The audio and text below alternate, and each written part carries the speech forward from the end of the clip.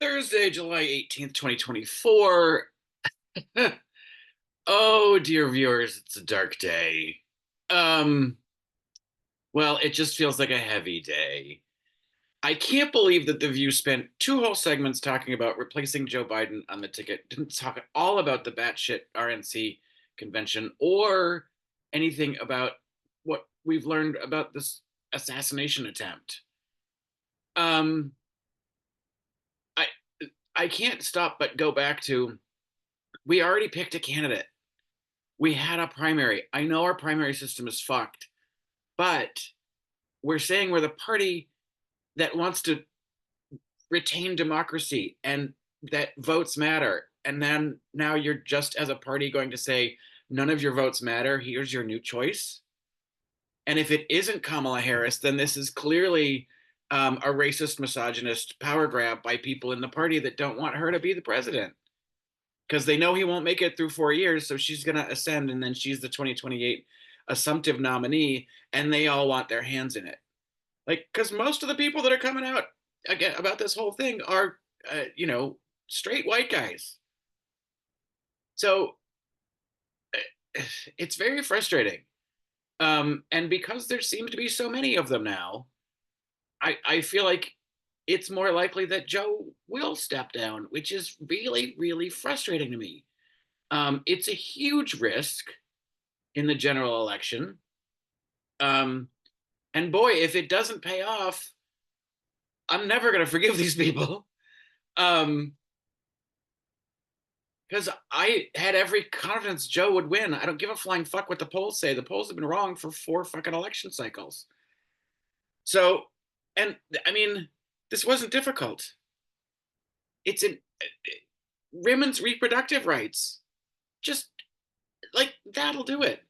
The threat of the Supreme Court, like we've, oh, the messaging should have been easy, even with old man Papa Joe. But I don't know where it's going to go now. It's very disconcerting to me, and it's making an already tense election cycle even more gut wrenching. Um, but we spent no time talking about the Republican National Convention, which is just it's a monstrous set of lies, and then nobody really counteracts what they're saying. Um, I would like to say, well, at least we have the opportunity. The Democrats do the later convention, and sort of that'll be the last thing that we put into the public. But if we have this split convention when we're still fighting about who our nominees are and what's on our ticket, that's a fucking shit show. That doesn't instill a lot of trust in getting people to vote for us. I that's it's just ridiculous. And I'll tell you what, unless we are talking about what a fucking nightmare JD Vance is, he's, you know, he's going to draw people in. He's got that super creepy televangelist vibe, you know, where there's probably a pool boy scandal somewhere in the background. And like, I'm going to take all your money, but we're going to smile and talk about God. He talked about his mama, grandma, mama, and after she died, they found like 16 or 19 loaded pistols in her house. And the crowd went wild. Like, who needs that amount of guns? You don't need that many pistols.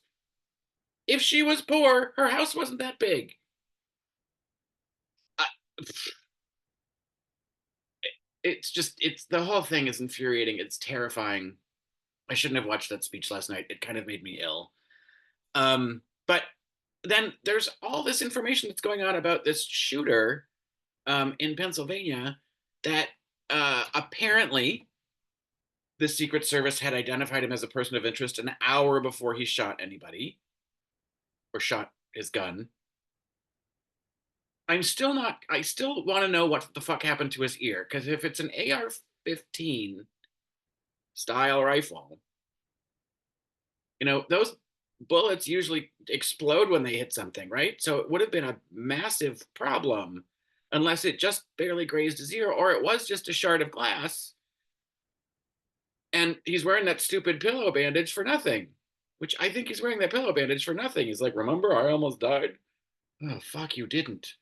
Um, but the FBI had him, or the Secret Service had him at a person of interest for an hour, and they knew he was on the roof. They saw him on the roof 20 fucking minutes prior to that shooting event. Why the fuck didn't they do anything? Like, you know, Kathy Griffin held up a ketchup filled mask for a photo shoot, and Secret Service surrounded her house. Like, there's some errant guy on an unsecured building roof in front of a presidential candidate, and the Secret Service doesn't do anything? That's sketchy as fuck. I don't know. Like, everything just everything just feels awful today. Um, so I'm gonna go kayaking on a lake. Fuck this.